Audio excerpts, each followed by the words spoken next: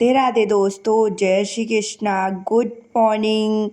कैसे हो दोस्तों आप लोग? आई होप आप लोग बहुत अच्छे होंगे और आप लोग की पढ़ाई लिखाई भी बहुत अच्छी चल रही होगी दोस्तों।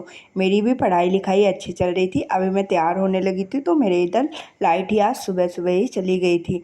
इतनी गर्मी लग रही थी ना कि क्या ही बताऊँ। फिर भी मैं जल्दी जल्दी तैयार हुई क्योंकि मुझे टाइम से लाइब्रेरी पहुंचना था और आज संडे भी था दोस्तों। तो और कुछ मैंने सोचा है, वो भी काम पूरा करना था। इसीलिए मैंने सोचा कि सुबह सुबह सबसे पहले लाइब्रेरी चली जाऊँ, अपना पढ़ाई वाला काम कर लूँ, फिर अगर टाइम मिलेगा तो दूसरा काम करूँगी, नहीं तो आज रहने दूँगी दोस्तों। तो मैं अभी लाइब्रेरी आ गई थी और जैसे कि आप लोग को पता है कि मैं लाइब्रेरी आती हूँ तो सबसे पहले मैं अपना जीके जीएस का ही रिवीजन स्टार्ट करती हूँ। जीके जीएस में मैंने अभी हिस्ट्री को स्टार्ट किया है। मैंने हिस्ट्री में शाहजहाँ तक पूरा कंप्लीट कर लिया था दोस्तों। हिस्ट्री में मैंने मध्यकालीन इतिहास को स्टार्ट किया है। मध्यकालीन इतिहास में सबसे पहले मैंने भारत में अरब आक्रमण पढ़ा, उसके बाद दिल्ली सल्तनत। दिल्ली सल्तनत के अंतर्गत जितने भी वंश आते हैं, गुलाम वंश हो गया, खिलजी वंश हो गया, तुगलक वंश हो गया, सैयद वंश हो गया और लोधी वंश। फिर मैंने मुग़ल वंश को स्टार्ट किया। मुग़ल वंश में सबसे पहले मैंने बाबर को पढ़ा, फिर हुमायूं को पढ़ा, फिर सूरवंश में शेर शाह सूरी, अकबर, जहांगीर और शाहजहाँ तक कल मेरा कंप्लीट हो गया था। आज मैंने औरंगजेब को कंप्लीट किया, फिर मुग़ल शासन व्यवस्थाएं जितनी थी और मुग़ल साम्राज्य का पतन, यहाँ तक मैंने सारी चीज़ों को कंप्लीट कर लिया है दोस्तों। और मुझे आप लोग के कमेंट देख के बहुत अच्छा लगा कि आप लोग मेरे साथ पढ़ाई कर रहे हैं दोस्तों। तो जो जो फ्रेंड्स मेरे साथ अपनी पढ़ाई कर रहे हैं तो वो आप लोग मुग़ल साम्राज्य के पतन तक अपना हिस्ट्री कंप्लीट कर लीजिए और आगे जो भी टॉपिक मैं करूँगी तो आप लोगों से शेयर करती रहूँगी दोस्तों।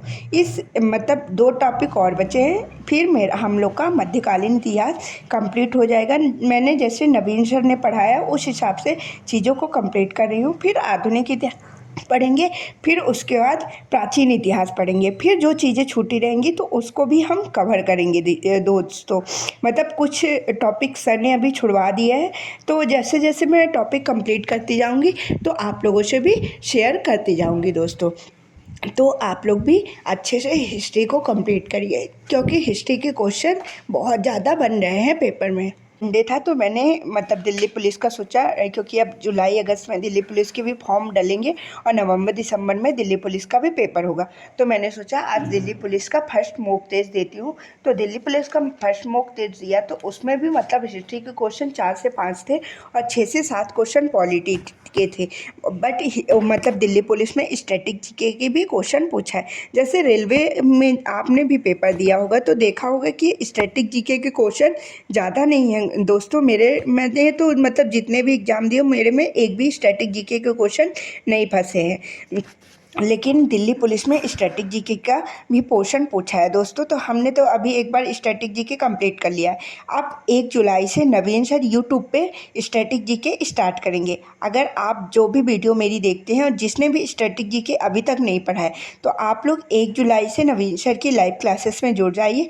नवीन सर बहुत ही अच्छा सारे सब्जेक्ट पढ़ाते हैं। अगर आपने उनसे पढ़ा होगा तो वो तो मुझे बताने की ज़रूरत ही नहीं है कि अच्छा पढ़ाते हैं। वो तो आप खुद ही समझते हैं दोस्तों कि कौन टीचर अच्छा पढ़ाता है और कौन टीचर नहीं।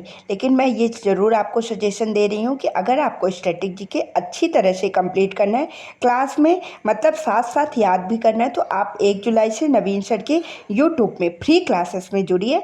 आपका स्टैटिक जीके बहुत अच्छा हो जाएगा क्योंकि अभी दिल्ली पुलिस के एग्ज़ाम आने वाले हैं और दिल्ली पुलिस में भर भर के स्टैटिक जीके पूछता है क्योंकि दिल्ली पुलिस एसएससी के अंतर्गत आता है दोस्तों। और अभी हम लोग के भी एग्ज़ाम है, रेलवे के नेक्स्ट एग्ज़ाम है। ये तो हम नहीं बोल सकते कि पिछले एग्ज़ाम में स्टैटिक जीके नहीं पूछा तो आगे नहीं पूछेगा। क्वेश्चन कहीं से भी जीके जीएस में बन सकते हैं दोस्तों। इसीलिए हमें अपना सभी पोर्शन अच्छे से कंप्लीट करके चलना है।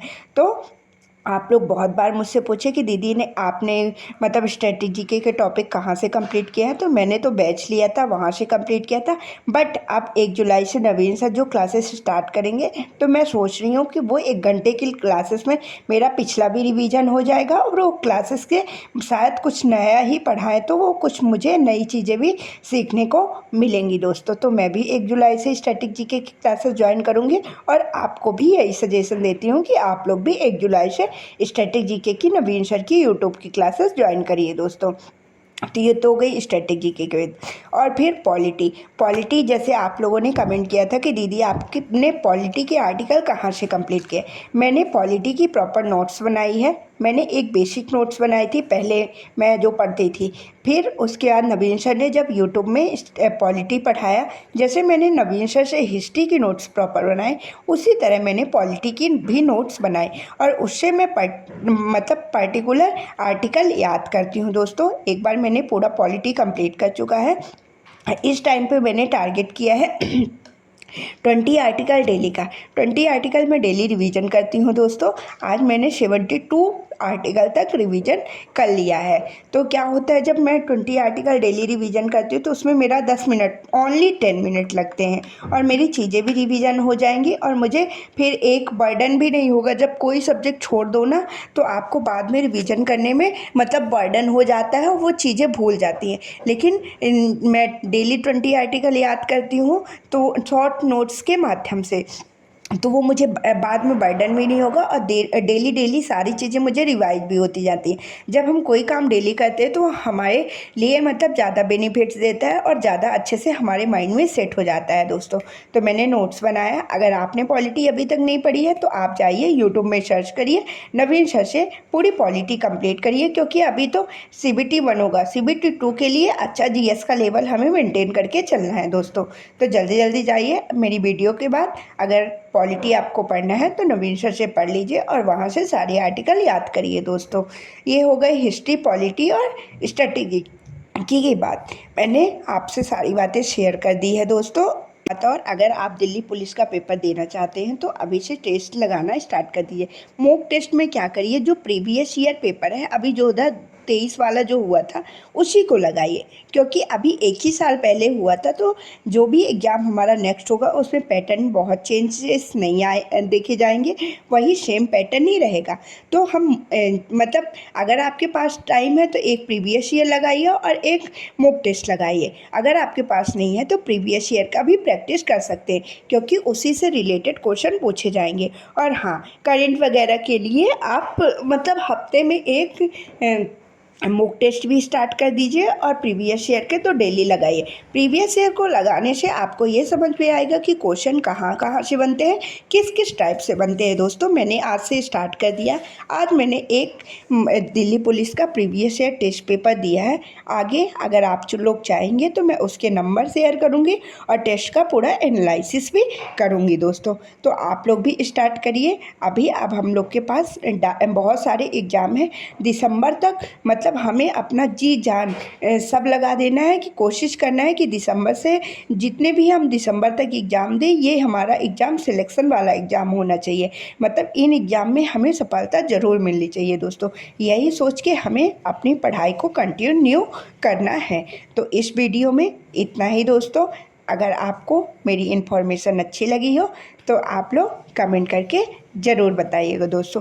आप लोग के लिए मैं ऐसी ही डेली स्टडी ब्लॉग लाते रहूँगी। राधे राधे दोस्तों, जय श्री कृष्णा, बाय बाय। अब हम मिलते हैं नेक्स्ट वीडियो में। Bye bye.